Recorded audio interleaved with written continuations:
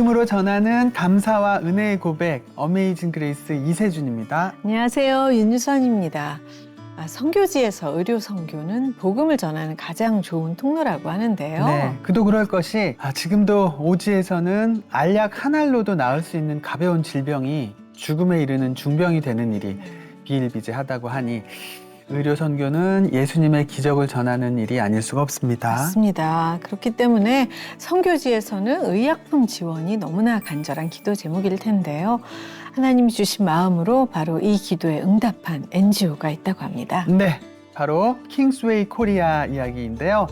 오늘 어메이징 그레이스에서는 의약품으로 예수님의 사랑을 전하는 비영리단체 킹스웨이 코리아 대표 주식회사 메지온 박동현 회장님을 모셨습니다. 안녕하세요. 안녕하세요. 안녕하세요. 와주셔서 감사합니다. 네, 초대해 주셔서 감사합니다. 아이고. 예, 킹스웨이 코리아 선교지에 의약품을 보내는 NGO 단체인데요. 먼저 어떤 단체인지 그래도 좀 자세히 소개를 좀 부탁드릴게요. 네, 저 킹스웨이 코리아는요. 오늘이 선교재단 산하에 있는 비영리 NGO입니다. 네. 그리고 선교사님이 계시는 오지에 계신 현지인 위에 의약품을 전달하는 그런 역할을 하고 있습니다.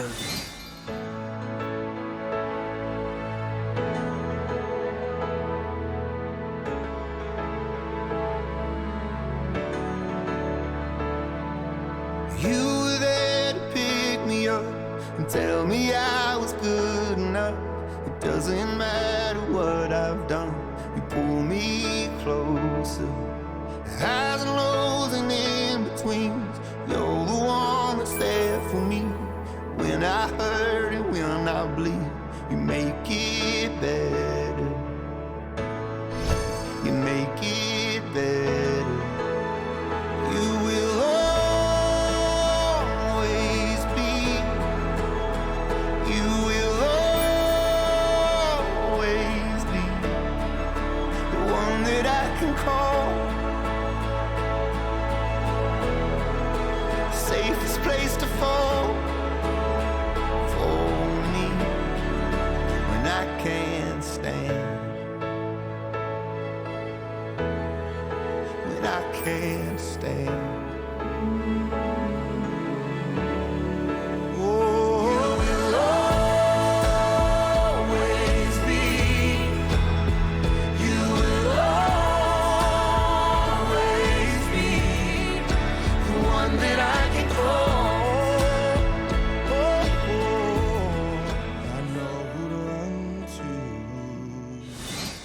to. 온누리 선교재단 산하 기관이지만 회장님께서 직접 설립을 제안하셨다고 들었거든요. 네. 킹스웨이 코리아를 설립하게 된 특별한 계기가 우선 궁금하네요.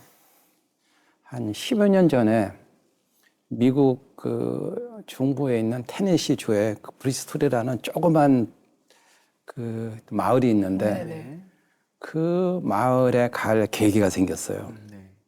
근데 제가 이제 존경하는 여러분들이 잘 아시는 극동방송에 김장한 목사님이 계셨는데 특이한 게 그분이 유교 후에 누구의 도움을 받아서 미국을 가서 고등학교를 다니고 신학학교를 다니고 목사가 되셨거든요. 그 목사님이 그 마을에서 학교를 다니셔가지고 목사가 되셨어요. 그래서 계기가 뭐냐면요. 그분이 테네시 주에 운전면허가 있는데 미국서 이제 80세가 되면은 본인이 직접 와서 운전면허를 갱신해야 된대요. 그래서 가신다는 이야기를 듣고 그 동네에 계신 지인들이 목사님이 오시는데 기도회를 열자. 그 기도회를 열어서 제가 초대를 받아서 가게 됐는데 정말 감동을 받았어요. 근데 백인들 그 사이에서 50년대에 가셔가지고 정말 많은 사람들한테 은혜를 주셨는지 미국 각지에서 한 150명 사람들이 다 참석을 해가지고 이제 목사님의 받은 은혜를 감사하면서 간증을 하는 거예요. 뭐 눈물 흘리고 감동을 많이 받았죠. 근데 그 기도회를 주관한 분들이 미국서 제약회사를 하신 분들인데 저랑 아주 친한 분들이었거든요. 거길 갔다가 뭐 구경을 시켜준다 그래서 구경하러 가자고 그랬더니 미국의 킹스웨이 체러티라는 그런 봉사하는 그 선교 재단이 있는데 거기에 구경을 갔어요. 네. 그때 깜짝 놀랐죠. 그 시골에 창고가 한 5천 평이나 되는 거예요. 그래서 그 많은 사람들이 자원봉사를 하면서 제약회사 또 제약 유통하는 회사들한테 물품을 후원을 받아서 네. 세계 각지에 선교사들한테 보내주는 일을 하더라고요. 예. 엄청나죠. 그래서 한 20년 됐는데 뭐 7, 8조 정도에 되는 약을 보냈다고 하더라고요. 그거 깜짝 놀랐죠. 이런 것도 있구나. 그래서 왜 이런 사업을 하냐 그랬더니 이제 독실한 크리스천들인데 이렇게 이야기하는 거예요. 예수님을 본받아서 이렇게 하는 거라고. 선교사들이 쉽게 그 전도를 할 수 있게끔 그래서 우리가 이제 이런 일을 한다고 그러더라고요. 그래서 생각을 했죠. 저도 제약업을 하니까는 이것도 한국서 해보자. 네. 그래서 한 4, 5년 고민을 했죠. 어떤 식으로 하느냐. 신중하신 거죠. 예. 네. 그래서 한 5년 동안 고민하다가 그 교회 와서 좀 이재원 목사님, 그 다음에 김홍주 목사님, 인선민 목사님하고 상의를 했죠. 네. 근데 괜찮은 아이디어 같다고. 그래서 한 4년 전 2020년도 말에 예. 킹스웨이 코리아를 설립하게 됐습니다. 네네네. 아 근데 회장님께서 기업하시고 제약 사업을 하시니까 직접 하셔도 될 것 같은데 왜 굳이 재단을 온누이 교회에 제안을 하셨을지 그것도 네. 좀 궁금한 생각이. 사실 이제 우리 회사에서 네. 설립할 수 있죠. 네. 예. 또 이제 많은 기업들이 그 비영리 단체를 만들잖아요. 근데 여러 가지 제가 생각을 해봤는데 이거는 상업적인 비즈니스가 아니고 하나님의 비즈니스다. 네. 그리고 이거를 내가 만들더라도 또 제가 있는 동안은 같이 운영하는데 관여하지만은 내가 없어져도 이 재단이 계속 하나님의 복음을 전하는 역할을 할 수 있는 그런 단체가 됐으면 하는데 제일 좋은 방법은 교회에서 하는 거 아닙니까? 아, 네. 그래서 교회에서 만들자 그랬고 또 그 안에 우리 선교재단이 있잖아요. 네. 그래서 선교단 안에 한 사업부로 만들게 됐어요. 네. 네. 네. 그 일단 그 선교지에 의약품들 이렇게 기부를 하려면 약을 모아야 되잖아요, 우선. 네. 어떻게 모으세요? 그게 쉽지 않죠. 예. 그런데 기본적으로는요, 우리는 후원을 받습니다. 우리가 기금을 모아서 약을 사서 보낸다는 거는 사실 현실성이 없는데 또 기부를 해주겠다는 분들이 많이 생기더라고요. 네. 선교 활동하고 사실은 굉장한 시너지가 있어요. 그렇죠. 네. 네. 그 어떤 시너지가 있냐면요, 이제 약이라는 건 제약회사가 상업적인 목적으로 생산을 하잖아요. 예. 그런데 가끔 어쩌다 보면은 약을 못 파는 경우가 있어요. 보통 약이라는 게 우리가 먹는 알약 있지 않습니까? 그게 보통 이제 3, 4년 정도의 유통기간이 있는데 네. 팔다 보면은 유통기간이 다 끝날 게 임박해 있는데 안 팔릴 수가 있어요. 네. 그러면 이제 제약회사가 그럼 이제 환자의 그 건강을 위해서 또 사회적인 책임감 때문에 한 1년 정도 남으면요. 그 약을 폐기를 해요. 많은 비용을 1년이나 들여서. 남아도 폐기하는군요. 그렇죠. 왜냐하면 유통기간이 길기 때문에 예. 뭐 제약회사에서 도매상한테 가서 약국에 가서 또 그 약이 환자한테 가는 게 네. 시간이 걸리잖아요. 근데 1년 남았다. 유통기간이 거의 다 끝나도 약의 효과가 있습니다. 예, 그렇다고 네, 그렇죠. 들었어요. 예. 그래서 제가 생각을 해봤어요. 그게 이제 킹스웨이 체리티에서 하는 건데, 아니 왜 그 약을 비싼 경비를 들어서 폐기를 하느냐? 네. 그 약을 쓰자. 그렇죠. 그게 시너지 아닙니까? 예. 그래서 누이 좋고 매부 좋은 식으로. 그래서 킹스웨이 체리티가 생긴 거고, 그 모델을 그대로 가져와서 한국에서 쓰자. 네. 한국도 제약회사가 예, 많으니까. 예. 그래서 이제 제안을 하게 된 거죠. 말씀해 주셨지만 사실 그 유통기한이 거의 다 되었다고 해도 그게 말 그대로 유통기한이지 약효가 다 없어져 버리는 건 아니잖아요. 그렇죠. 그러니까.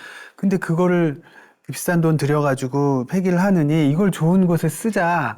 예, 필요한 곳으로 보내져서 바로 소비가 되면은 또 그게 문제가 다 해결되는 거네요. 네. 그래서 그 교회 안에 많은 분들이 도와주고 계세요. 네. 뭐 우리 저 신도들, 가족들, 또 그다음에 제약업계에 계신 그 분들.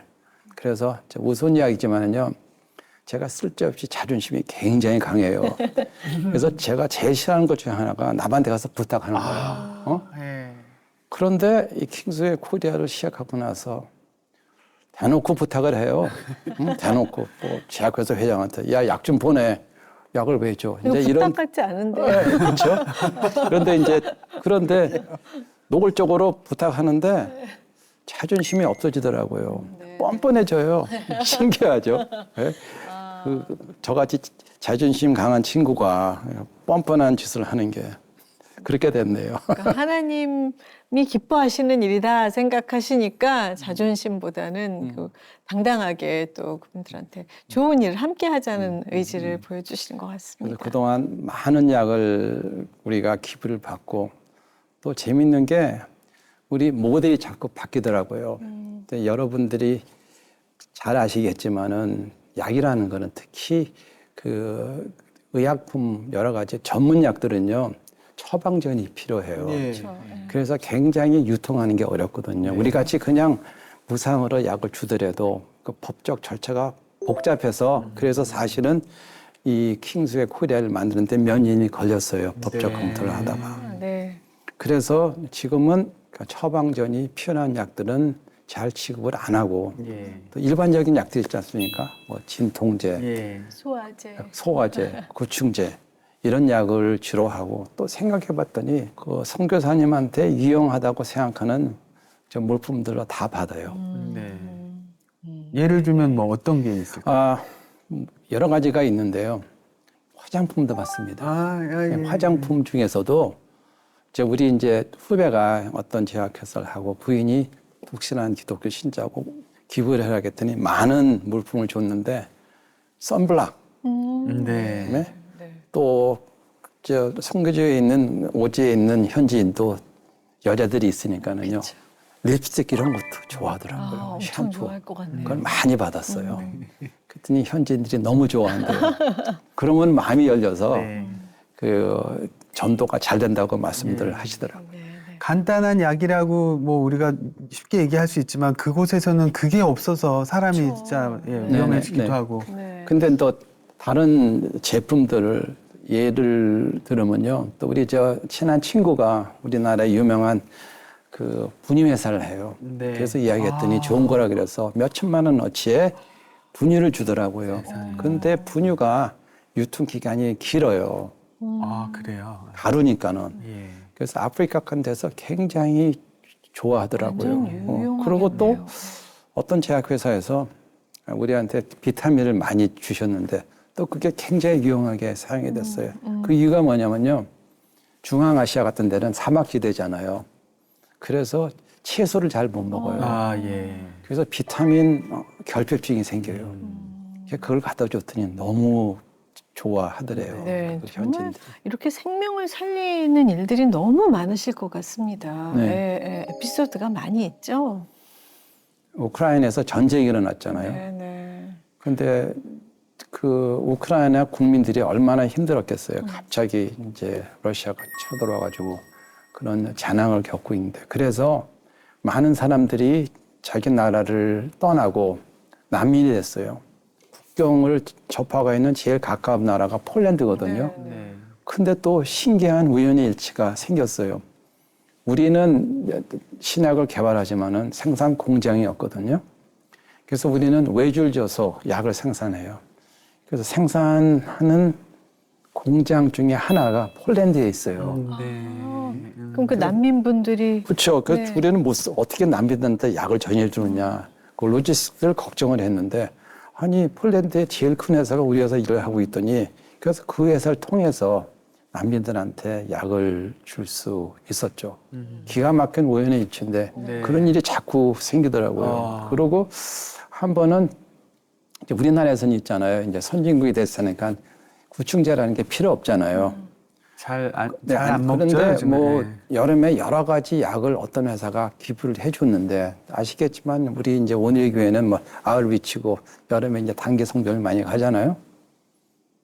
그런데 선교사님이 캄보디아에서 갑자기 연락이 왔어. 우리는 구충제를 어떻게 하냐 고민하고 있는데. 그랬더니 캄보디아에 구충제가 필요하다고 연락이 온 거야. 진짜 필요할 것 네, 같네요. 네. 네. 그래서 사실 고민하고 있는 재고가 한꺼번에 딱 해결이 된 거예요. 네. 구충제를 보내서. 그런 일도 생기고 정말 좋은 일을 하시는 선교사님들 위해서 우리가 이제 도움을 드릴 수 있었다는 게 정말 기쁘고 좋죠. 네. 그 지금 말씀하시는 거 들으니까 우리 그 킹스웨이의 사역, 이 돕는 선교 함께 하고 싶은 성도분들이 굉장히 많아지실 것 같은데 네. 어떻게 참여하면 되나요? 꼭 약이 있어야지만 가능한가요? 아니요, 안 그렇죠. 아까 말씀드렸지만은 선교사님이 선교지에서 사용할 수 있는 물품, 도움을 줄 수 있는 방법은 우리 홈페이지가 있거든요. 네. 킹스웨이 코리아.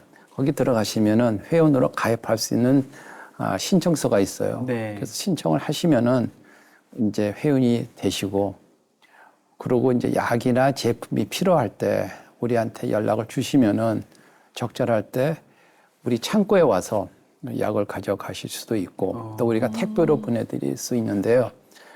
우리 창고는 우리 양재동에 있는 온유교회 지하 5층에다가 우리가 창고를 만들었습니다.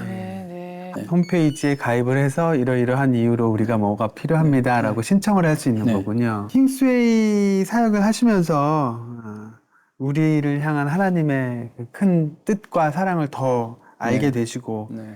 또 확신 갖게 되셨을 것 같아요. 어떠세요? 그렇죠. 솔직히 능력 부족한 사람이 이런 일을 한다는 게 우연이 아니다. 그런 생각이 들고, 아직도 많이 부족한데 어떤 힘인지 모르겠지만 이걸 계속 하라는 그런 생각이 계속 드네요.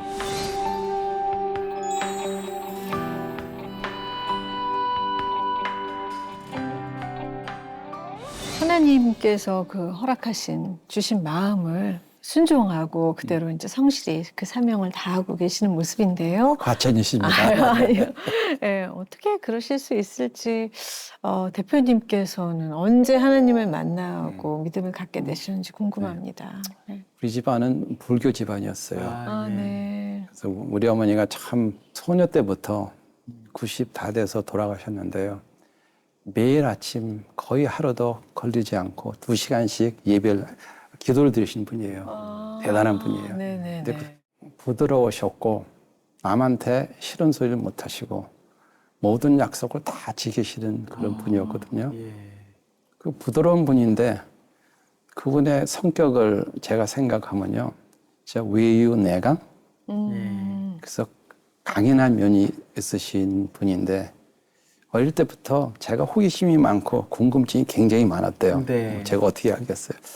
그래서 이놈을 한국에 놔두지 말고 유학을 가기 굉장히 어려운, 이게 60년도 말 70년도 초에 몇 살? 갑자기 결정해서 저를 보내셨어요. 저하고 우리 형을. 몇 살 때 가신 제가 거예요? 70년대 갔으니까 그때가 14살이었어요. 와. 기가 막힌 일이죠. 네. 제가 아마 조기 유학을 간 원조가 되지 않을까 그렇게 생각을 그러네요. 네.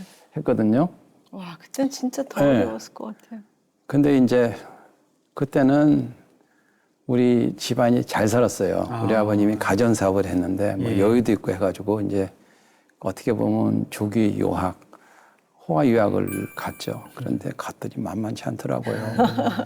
그때 제가 이제 유학을 갔는데 그때 이제 우리 작은 아버지가 미국에 사셔가지고 그 집에 갔는데 이 친척집, 저 친척집 여기저기를 많이 다녔어요. 적응이 안 돼가지고.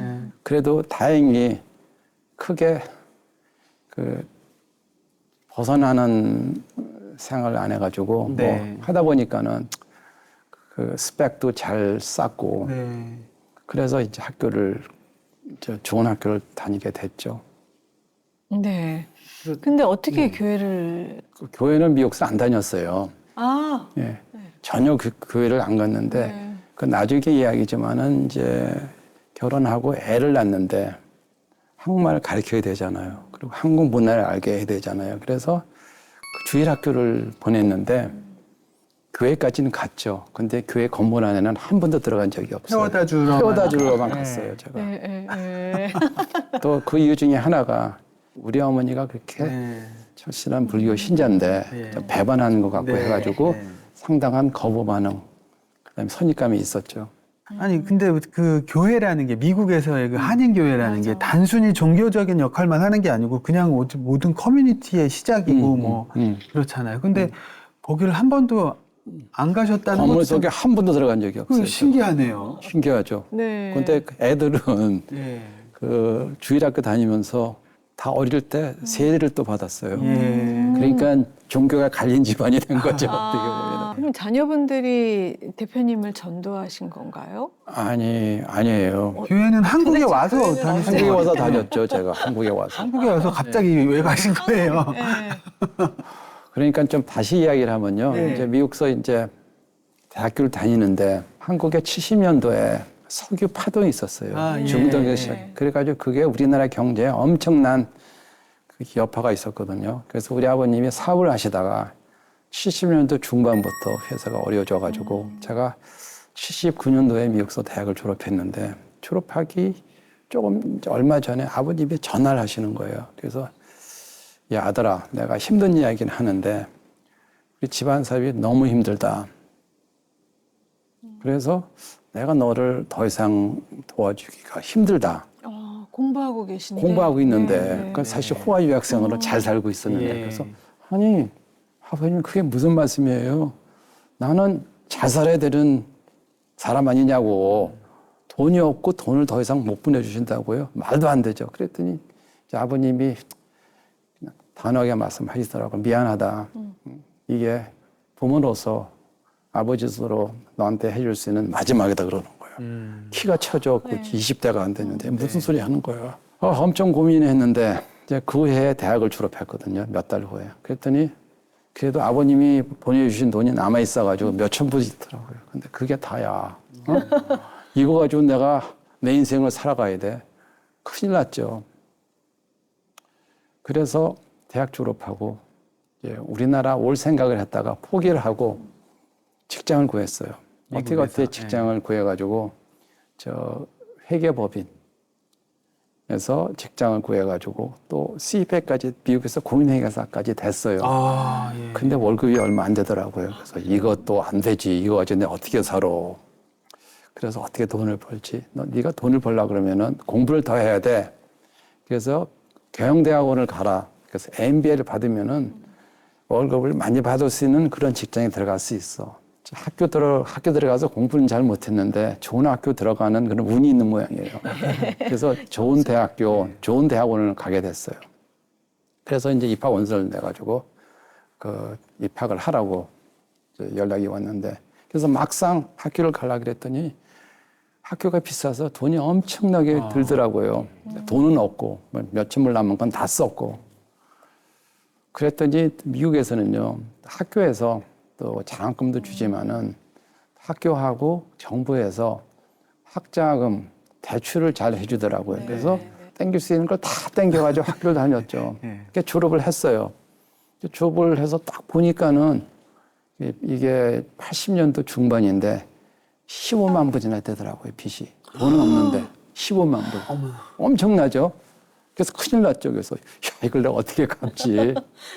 그래서 고민하다가 그러면 월급을 많이 주는 직장에 가야 되지 않냐고 그래서 생각을 하다가 또 물어봤더니 제가 금융쟁이 될 생각이 없는데 월가에 증권회사 가면 월급을 많이 준대요. 그래 해보자. 그래서 뭐 우여곡절 겪으면서 이게 메릴 린치라는 세계적인 금융 증권회사에 들어갔어요. 좋은 학교에 MBA를 받았지만은 그래도 시다 아닙니까?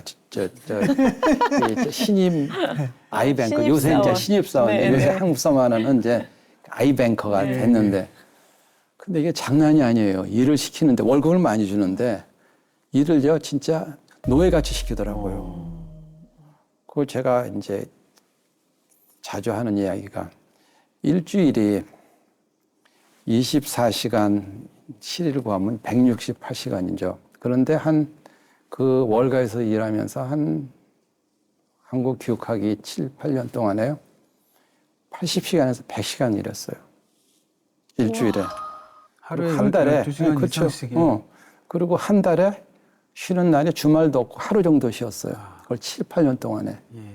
월급을 많이 주는데 진짜 노예같이 일을 시키더라고요. 직장은 뉴욕 맨하탄에 있었는데 그 집이 뉴저지에 있었어요. 네. 출퇴근이 2시간이 걸려. 그럼 78시간에서 14시간을 빼면요. 나머지 70시간 정도에 밥도 먹어야지. 잠도 잠도 자야지. 자야지. 뭐 그거를요. 한 7, 8년을 그렇게 생활했어요. 아이고. 건강도 많이 나빠지고. 그래서 생각을 해봤죠. 이것도 아니다. 내가 언제 잘리면 어떡하지? 네. 그래서 또 도망가야겠다. 생각을 해서 야 어차피 동양 사람인데 동양 와서 내 사업을 해보자. 예. 또 그런 생각이 무모한 생각이 들더라고요. 그래서 그 메리니에서 일을 하다가 90년 초에 홍콩으로 왔다가 서울에 왔어요. 그래서 제 회사를 차렸죠. 진짜 네네. 바보 같은 짓이에요. 왜? 네, 진짜 바보 같은 짓이에요. 왜냐하면요, 세계적인 증권회사에 있으면은요, 우리 손님이 필요한데 손님들이 잘 대해주죠. 네. 메럴린치요. 근데 제가 딱 와서 제 회사를 딱 드리니까 네가 누구지? 네가 메럴린치였어. So what? 그랬더니 무시하고 호응을 안 하더라고요. 네. 꽤 고생을 많이 했어요. 90년대 초에. 또 그때 애들도 있었고 또 부모님이 이제 경제적으로 힘들어 하셔서 또 도와도 드렸고 돈이 없잖아요. 돈을 벌어야 되는데 돈이 잘 안 벌리는 거야. 네. 그런데 기가 막힌 일이 생겼어요. 무슨 일이 생겼냐면요. 그때 IMF가 생겼어요. 그래서 그리고 이제 IMF 생기기 전에 여러 가지 조짐이 있었어요. 우리나라 기업들이.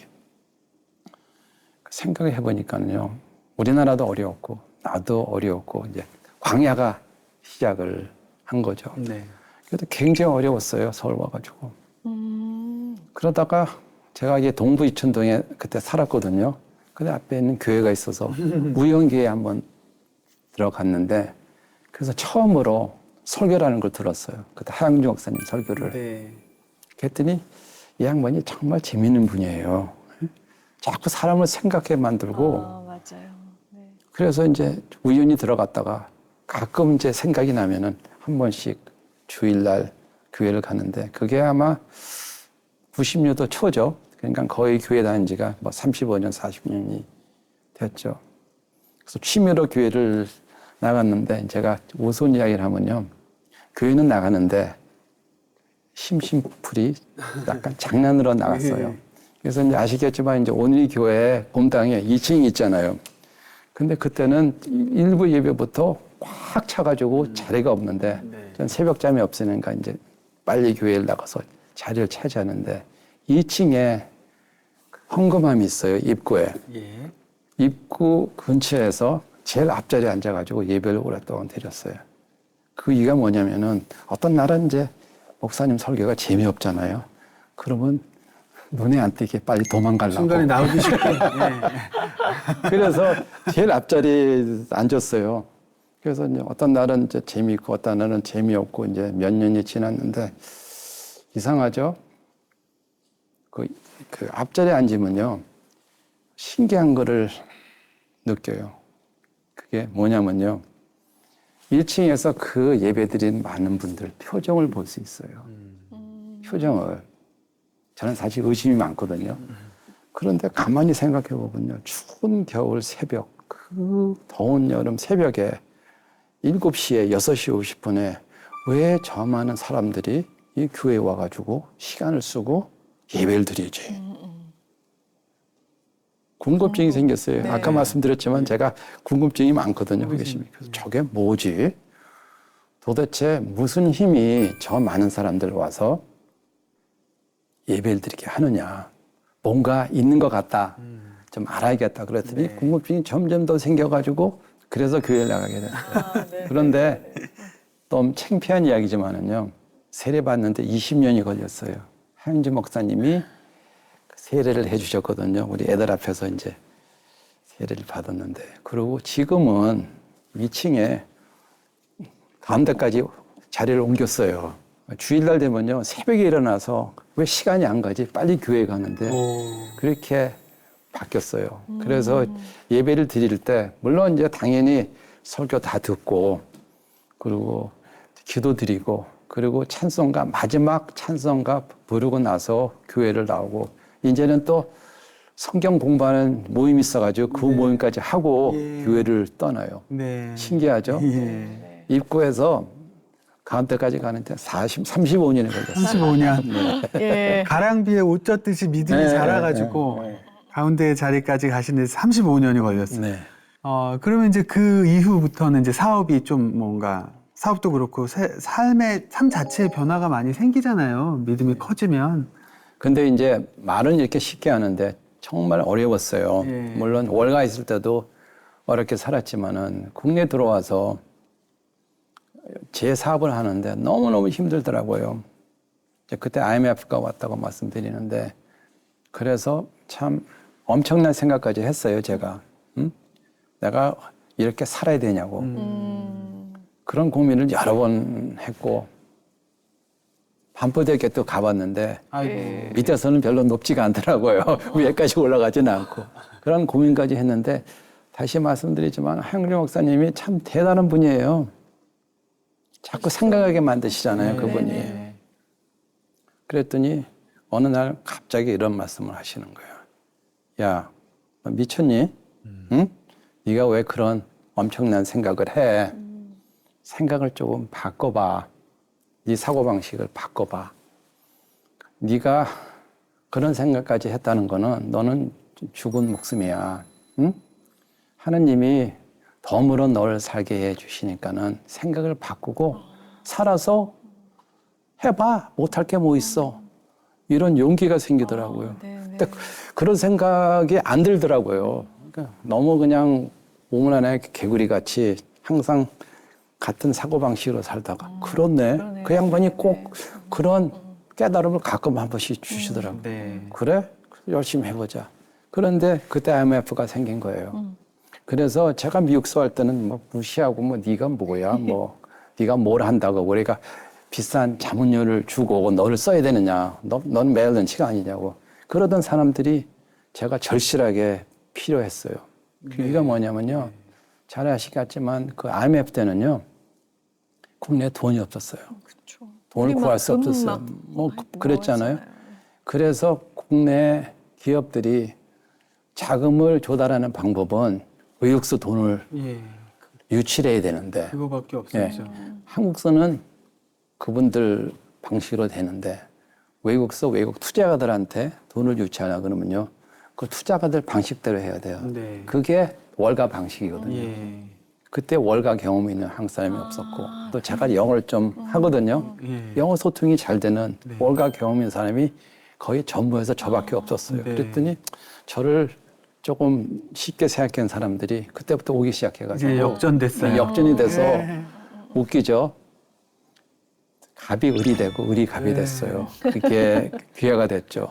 국가적으로는 너무 위기고 가슴 아픈 네. 일이지만 우리 회장님 개인적으로는 굉장히 인생의 전환점이 된 일이 그렇죠. 되네요. 외자 유치를 많이 했어요. 그 IMF 때 한 예. 3, 4조 정도까지 해서 제가 지금 자랑스럽게 말씀드릴 수 있는 거는 우리의 지금은 이제 외화 보유고가 많잖아요. 많지만. 거기에 3, 4조는 내가 집어넣은 돈이야.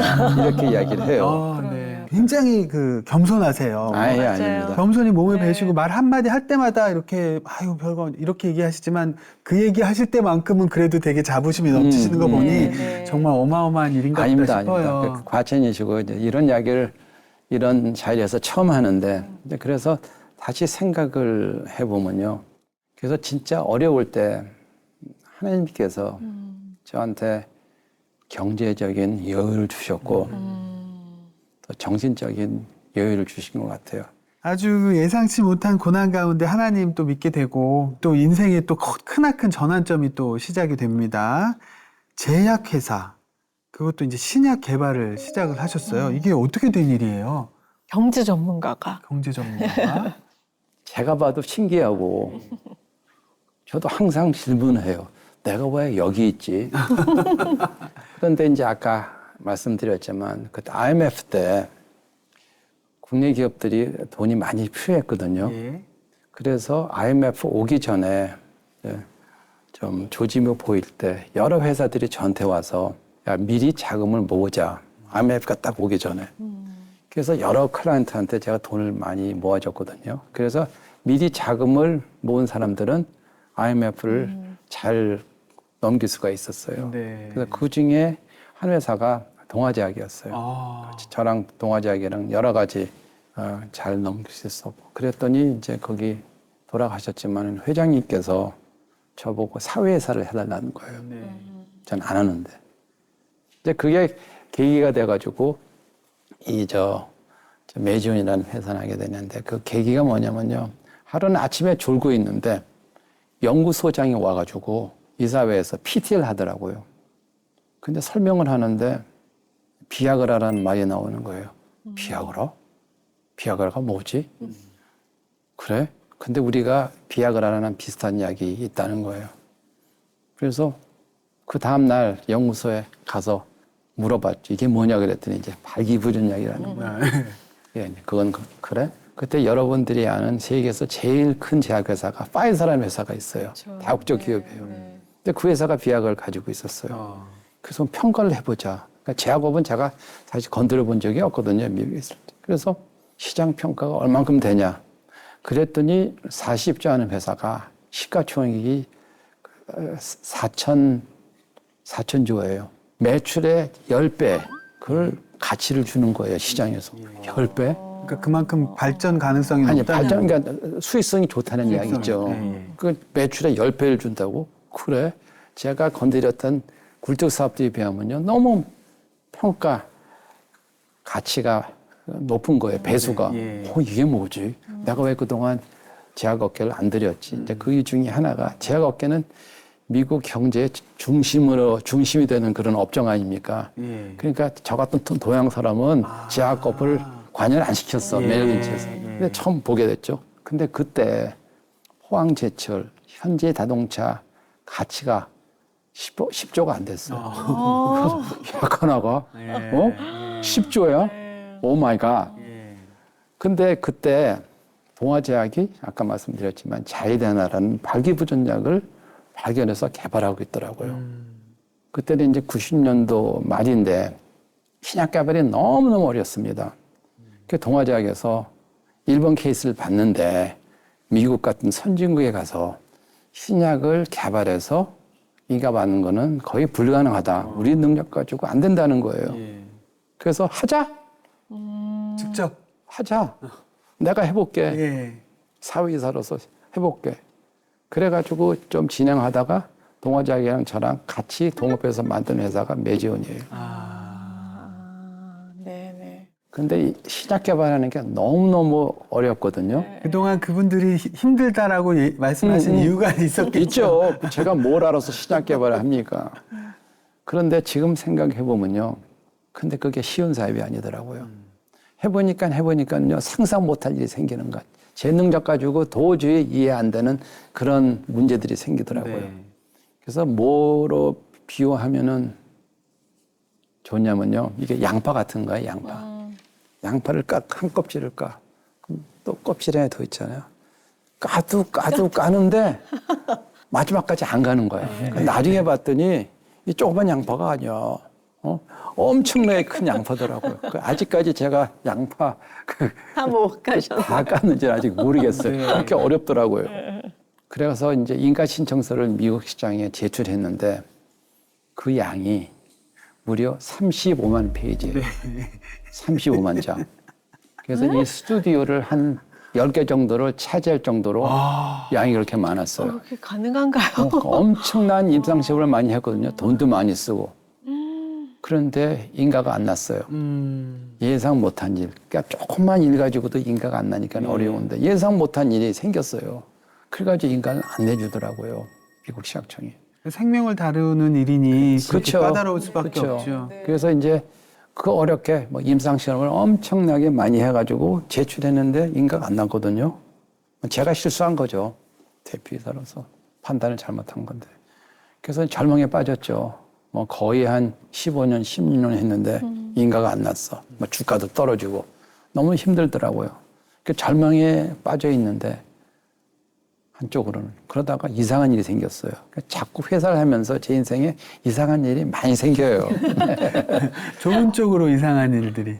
정부의 연구기관이 있어요. 미국 NIH라고 미국 연방정부가 만든 그 연구기관이 있거든요. 미국 시약청의 자매기관이에요. 근데 거기서 우리를 막 찾았어요. 발기부전 용도로 쓰이는 비아라 같은 약이, 우리 약이 애들 희귀병에 효과가 있다는 거예요.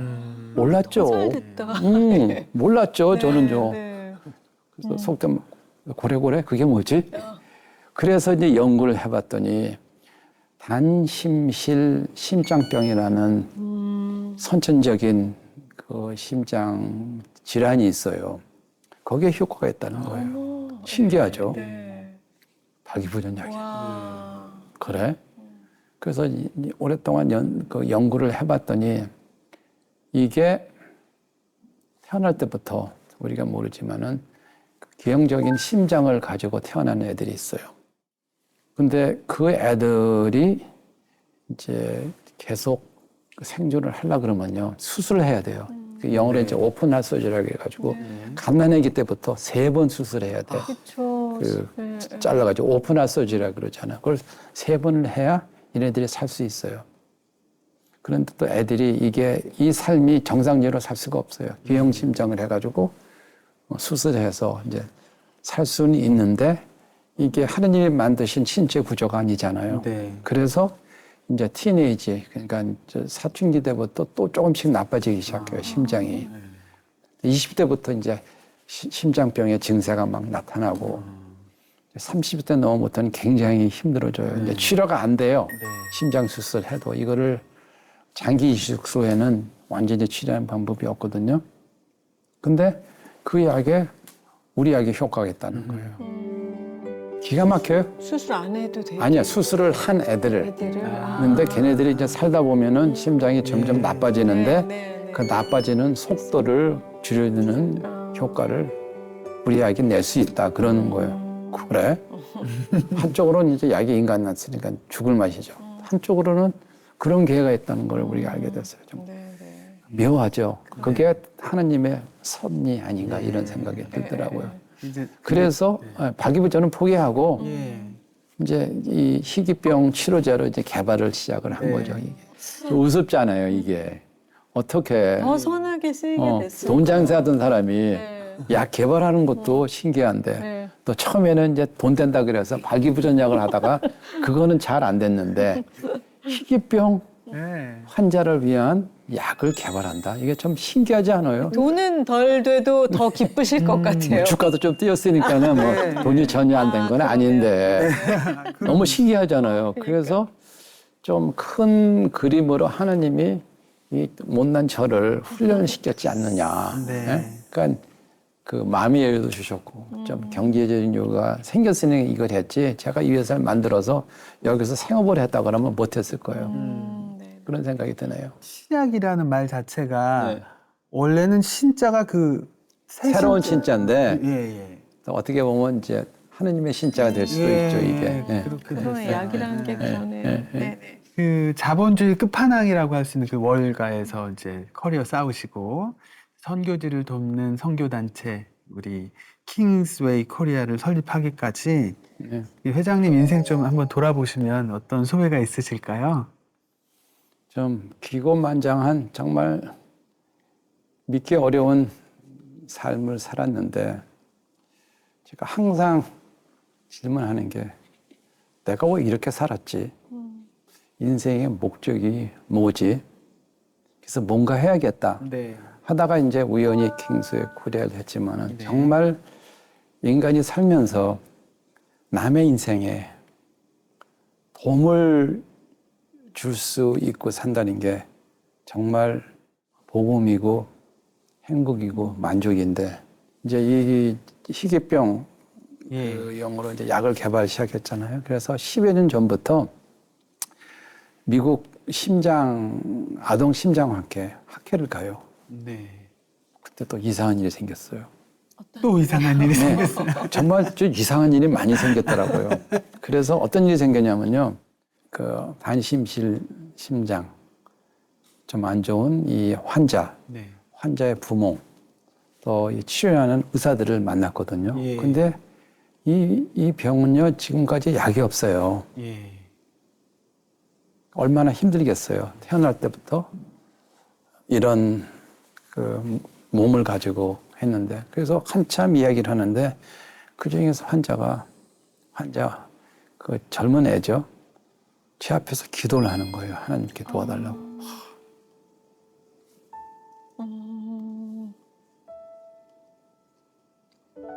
그런데 제가 그랬어요. 아까 말씀드렸지만은 제가 도저히 내가 한 일이 하는데 자꾸 해결이 되는 거예요. 그다음 내가 한 게 아닌데 어떻게 이런 일들이 해결이 되지? 궁금했거든요. 그래서 미국 친구들한테 물어봤어요. 아니, 이게 뭐야? 그랬더니 그 사람들은 놀라는 거예요. 네가 그걸 해결했어? 네 능력 가지고 안 될 텐데. 이런 소리 하는 거예요. 그러면서 그 친구 중에 한 명이 저한테 그러는 거예요. 아니, 너 기도 열심히 하지. 하나님이 네 기도를 들어주시고 너를 이 일을 시킨 거라 그러는 거예요. 그래서 웃기지 마. 말도 안 되는 소리 하지 마. 그래서 한 귀를 듣고 한 귀로 내보냈거든요. 근데 그날 하나님이 저한테 깨달음을 주셨어요. 네. 그 애가 기도를 하는데. 예. 제가 생각을 잘못한 거예요. 하나님이 들어주신 기도는 내 기도가 아니야. 저 환자들의 기도를 들어주신 거예요. 생각했더니 이게 make sense 한 거예요. 내가 왜 이 일을 하고 있는지. 그래서 이제 제 생각에는 하나님의 이놈아 까불지 마. 네가 뭐 잘났다고 내가 이런 일 시킬 거야. 나는 이 불쌍한 애들의 부모, 그 의사의 기도를 들어주는 거야. 건방 떨지 마. 겸손하게 굴어. 그리고 계속해. 너는 신분권에 불과해. 이런 생각이 팍 들더라고요. 그랬더니 그 후부터는 수도 없이 포기를 하려고 그랬는데 포기를 못 하겠더라고요. 네. 내가 이 애들한테 시작을 했지. 그리고 약을 개발하니까는 그래도 희망이 생겼을 거 아닙니까? 네. 이 약이 너를 네. 도와줄 수 있다. 근데 내가 포기를 하면은 그게 다 그렇죠. 절망이 되지 않느냐. 그래서 죄책감을 많이 느끼게 됐어요. 하나님께서 그 많은 그 환자와 가족들과 그 의사분들의 기도를 들어주시는데 우리 회장님을 이제 사용하셨다. 뭐 그런 말도 맞겠지만 아무에게나 그 중요한 일을 맡기시지는 않았을 거 아니에요. 진짜 하나님께서 대표님을 쓰시게 훈련시켜서 이렇게 써주고 계시다는 그런 부족한데. 삶을 잘 들어봤는데요. 앞으로 또 계획이나 또 주님 안에서 어떤 소망이 있으시면 함께 알려주세요. 제 인생에 사실 큰 부분이 이 제약회사를 한 거 아닙니까? 20년 넘게 했으니까. 그래서 제가 꾸는 꿈이 있어요. 첫 번째는 조금 전에 말씀드렸지만 이 불쌍한 애들한테 희망을 주는 거. 네네네. 그게 첫 번째 꿈이고요. 두 번째는요. 우리 주주들이 저한테 대해서 불평이 많아요. 왜요? 잘 못했으니까는 주가가 더 올라가야 되는데 뭐 네가 한 게 뭐 있어. 뭐 야단도 많이 치시고 해서. 그렇지만은 저한테 우리 몇만 명의 주주가 있는데 자기 재산을 저한테 맡겨놨잖아요. 많은 돈을. 그래서 제가 보답을 해야죠. 성공해서. 그런데 제가 두 번째 꾸는 꿈이 있어요. 그게 네. 뭐냐면요. 예.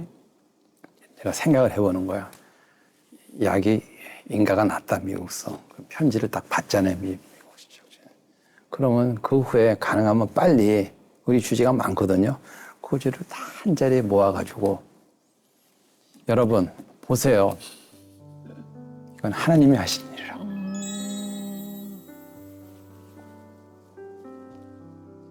네.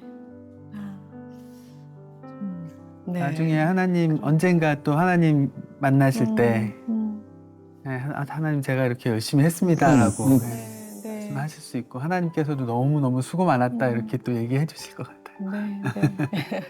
자, 끝으로 저희 어메이징 그레이스 공식 질문이 남았는데요. 무섭네요. 내가 만난 하나님, 나의 하나님은 어떤 하나님? 근데 저는 사실은 이제 불교 집안이니까는 이제 신에 대해서 어떻게 생각하느냐. 고민을 많이 했죠. 저는 조금 생각이 달라요. 하나님에 대한 생각이. 우선은 제가 어릴 때는 우리 어머님이 중요했지만은 성이 돼서 저한테 제일 중요한 분이시죠. 하나님이. 그런데 하나님이 저한테 어떤 분인가 생각을 해보면요. 약간 이제 좋은 점, 또 어려운 점이 있다고 생각해요. 이게 무슨 이야기냐면요. 미국서는 크리스찬은 이렇게 표현을 해요. 좀 제가 영어로 표현하는데 죄송합니다. 영어로 God fearing people. 하나님을 무서워하는 사람들. 그래서 살다 보면요. 상식에 안 맞는 행동을 하게 되잖아요. 인간이라는 게. 그래서 하나님을 믿는 사람은 또 그래도 자기가 넘으면 안 되는 선이 있는데 그 선을 넘지 말라고 자제해 주시는 분이라 그래요. 사업하다 보면 별일이 다 생기거든요. 그렇지만은 잘못했을 때 용서를 빌고 회개를 하면은 또 용서를 해주시는 자비로운 분이세요. 하나님 없이는 못 살죠, 제가 이제는. 제 바람은 제가 하나님 곁에 갔을 때 조용히 저한테 너 수고했어. 그 한마디 듣는 게 제 마지막 소원이에요. 회장님의 인생 전반에는 하나님을 알지 못했고 세상에서 최고라는 자리에 올라가기 위해서 정말 열심을 다해 치열하게 사셨는데요. 그리고 후반전에 하나님을 만나고 하나님이 주신 사명을 따라 삶을 살고자 애쓰셨습니다. 하나님께서 회장님께 아픈 생명을 살리는 사명을 맡기기까지 얼마나 치밀하게 완벽하게 계획하셨는지 느껴집니다. 과찬이시네요. 저는 이 회장님 우리 간증 들으면서 지금도 청년처럼 꿈을 꾸는 요셉 같은 모습을 보기도 했고요. 또 원하는 것을 이루기 위해서 하나님을 붙잡고 씨름하는 야곱 같은 모습을 보기도 한 것 같습니다. 킹스웨이라는 말 그대로 하나님의 뜻이 하늘에서 이루어진 것처럼 이 땅에서 이루어지길 그 역사의 통로가 되시길 축복하며 앞으로도 건강하고 왕성하게 활동해 주시길 기대하겠습니다. 네, 감사합니다. 네. 오늘 이렇게 귀한 간증 감사드리면서 이제 이세준 선물 시간이 됐는데요. 네. 회장님께서 골라주신 은혜. 네. 무슨 이유로 이 찬양을 골라주셨을까요? 제가 은혜를 많이 받았으니까. 그럼 제가 은혜 불러드리겠습니다. 감사합니다. 오늘 이렇게 귀한 간증 나눠주셔서 감사드리고요. 어메이징 그레이스 오늘 여기까지 하겠습니다. 감사합니다.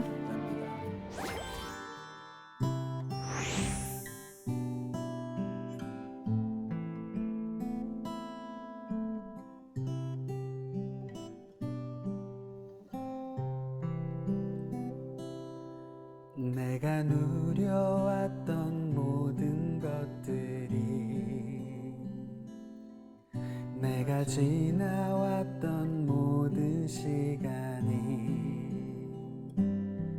내가 걸어왔던 모든 순간이 당연한 것 아니라 은혜였소. 아침 해가 뜨고 저녁에 노을 봄의 꽃향기와 가을의 열매 변하는 계절의 모든 순간이 당연한 것 아니라 은혜였소. 모든 것이 은혜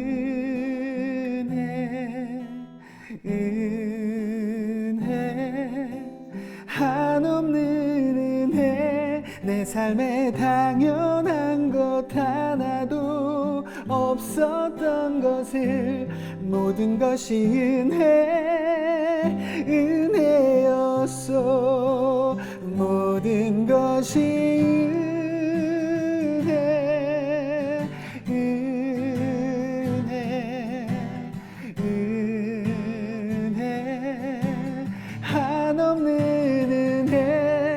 삶에 당연한 것 하나도 없었던 것을 모든 것이